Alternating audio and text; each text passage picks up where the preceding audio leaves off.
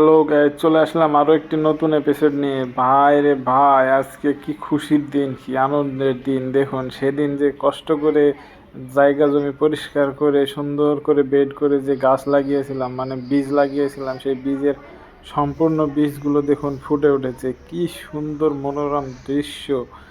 যে নিজের হাতে তৈরি করে তখন যদি আল্লাহর রহমতে গাছগুলো বের হয় তাহলে দেখতে পাবেন কি শান্তি লাগে। দেখুন, প্রত্যেকটা গাছ বের হয়েছে, একটাও মার যায়নি। আল্লাহর রহমতে ছোটবেলা থেকে আমি যেই গাছই লাগাই, আমার হাতের গাছ কখনো মরে না। আল্লাহর রহমত এটা। আমি গাছ লাগাইলে গাছ হয়। এখন দেখুন, বীজ লাগাইছি, কি সুন্দর গাছ বের হয়েছে।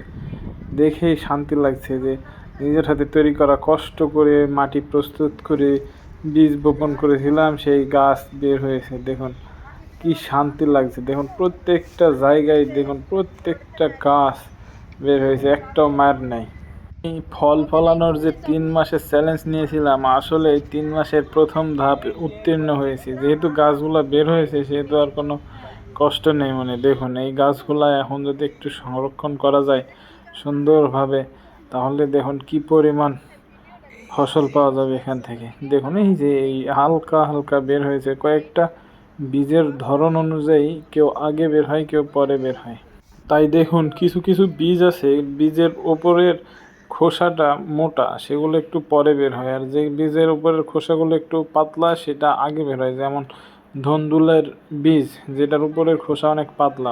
তারপরে শশার বীজ, যেটার উপরের খোসাটা অনেক পাতলা, সেহেতু ওই বীজগুলো আগে বের হয়েছে। দেখুন এইটা হচ্ছে করলার বীজ। করলার বীজের ওপরের খোসাটি অনেক শক্ত হয়, সেজন্য দেখুন মাত্র একটি গাছ বেরিয়েছে, এখনও বের হয়নি।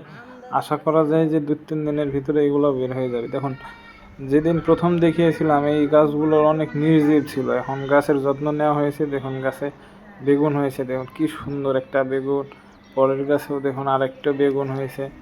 তো আবাদ মোটামুটি আর কি প্রাণ ফিরে পেয়েছে। পানি দিচ্ছি, রক্ষণাবেক্ষণ করছি। দেখুন মরিচের গাছে কত ফুল এসেছে, আশা করা যায় অনেক মরিচ হবে। আশেপাশে আরও কিছু গাছ লাগিয়েছিলাম টুকটাক। দেখুন এইখানে কিছু মরিচের গাছ, এখানে কিছু বেগুনের গাছ, ওই সামনে ফুল গাছ আছে। চলুন দেখাই, আরও কিছু গাছ আছে। যেমন এখানে দেখুন এই পাশে একটি আলুর গাছ আছে, একটি না অনেকগুলি আছে। দেখুন মাটির নিচে যে বড় বড় আলুগুলো হয়, সেই আলুর গাছগুলো দেখুন এইটা একটু বড় হয়ে গেছে। তো ওই যে পাশে খুঁটি দিয়ে খাড়া করে দিয়েছি যেন ওই গাছের লতাগুলো উপরে উঠে যেতে পারে। এই যে এখানে দেখুন কচুর গাছ আছে, যেগুলো মান গাছ আর কি। মান গাছ আছে, বিভিন্ন ধরনের সবজি টবজি লাগিয়েছি কোনো রকম। আরও কিছু আপডেট করব কিছুদিন পর, আরও জায়গা প্রস্তুত করছি।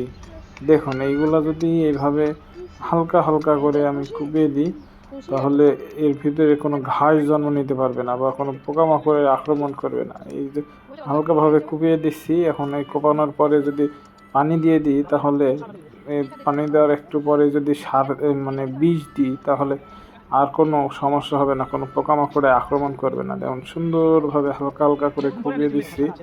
এরপরে যদি পানি দিয়ে দিই, তাহলে তো বুঝতেই পারছেন 1 সপ্তাহের ভিতরে চেহারা অন্যরকম হয়ে যাবে। তাই কোপানো শেষ, এবার পানি দিয়ে দিচ্ছি।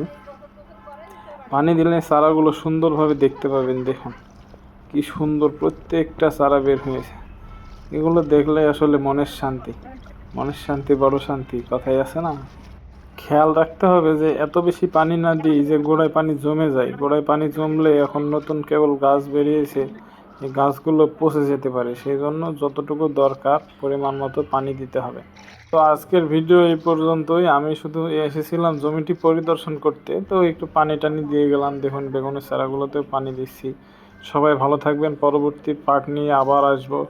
আসসালামু আলাইকুম। আর আমার চ্যানেলটি সবাই সাবস্ক্রাইব করে পাশেই থাকবেন। ধন্যবাদ সবাইকে।